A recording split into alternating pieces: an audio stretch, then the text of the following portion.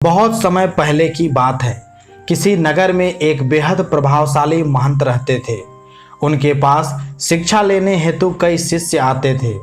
एक दिन एक शिष्य ने महंत से सवाल किया, स्वामी जी, आपके गुरु कौन हैं?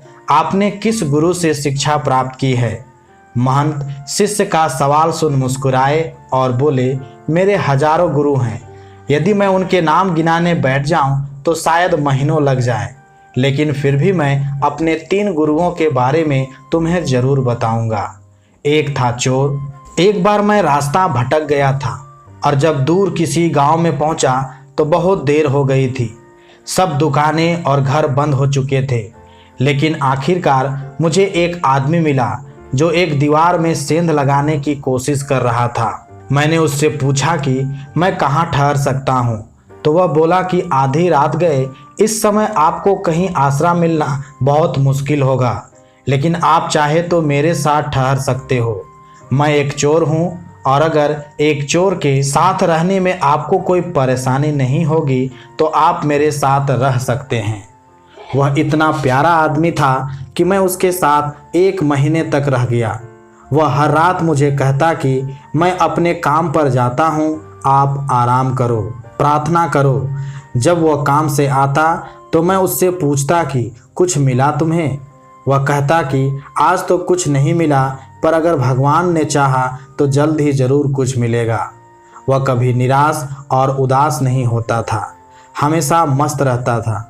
जब मुझे ध्यान करते हुए सालों साल बीत गए थे और कुछ भी हो नहीं रहा था, तो कई बार ऐसे क्षण आते थे कि मैं बिल्कुल हताश और निराश होकर साधना वाधना छोड़ लेने की ठान लेता था।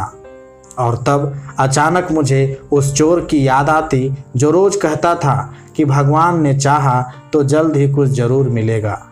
और मेरा दूसरा गुरु एक कुत्ता था। एक बहुत गर्मी वाले दिन मैं बहुत प्यासा था। पानी के तलाश में घूम रहा था कि एक कुत्ता दौड़ता हुआ आया। वह भी प्यासा था। पास ही एक नदी थी। उस कुत्ते ने आगे जाकर नदी में झांका तो उसे एक और कुत्ता पानी में नजर आया जो कि उसकी परछाई थी। कुत्ता उसे देख बहुत डर गया। वह परछाई को देखकर भौंकता और पीछे हट जाता, लेकिन बहुत प्यास लगने के कारण वह वापस पानी के पास लौट आता।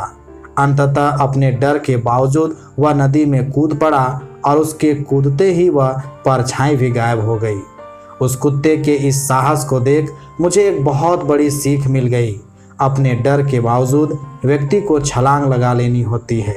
सफलता उसे ही मिलती है जो व्यक्ति डर का साहस से मुकाबला करता है।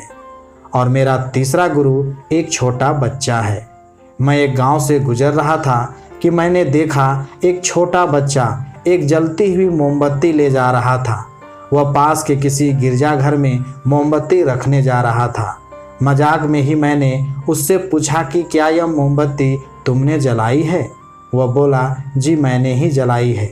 तो मैंने उससे कहा कि एक क्षण था जब यह मोमबत्ती बुझी हुई थी और फिर एक क्षण आया जब यह मोमबत्ती जल गई। क्या तुम मुझे वह स्रोत दिखा सकते हो जहाँ से वह ज्योति आई? वह बच्चा हंसा और मोमबत्ती को फूंक मारकर बुझाते हुए बोला, अब आपने ज्योति को जाते हुए देखा है, कहाँ गई वह? आप ही मुझे बताइए। मेरा अहंकार चकनाचूर हो गया। मेरा ज्ञान जाता रहा और उस क्षण मुझे अपनी ही मूर्खता का एहसास हुआ। तब से मैंने कोरे ज्ञान से हाथ धो लिए। दोस्तों, शिष्य होने का अर्थ है पूरे अस्तित्व के प्रति खुले होना, हर समय हर ओर से सीखने को तैयार रहना। जीवन का हर क्षण हमें कुछ न कुछ सीखने का मौका देता है। हमें जीवन में हमेशा एक शिष्य बनकर अच्छी बातों को सीखते रहना चाहिए। यह जीवन हमें आए दिन किसी न किसी रूप में किसी गुरु से मिलाता रहता है।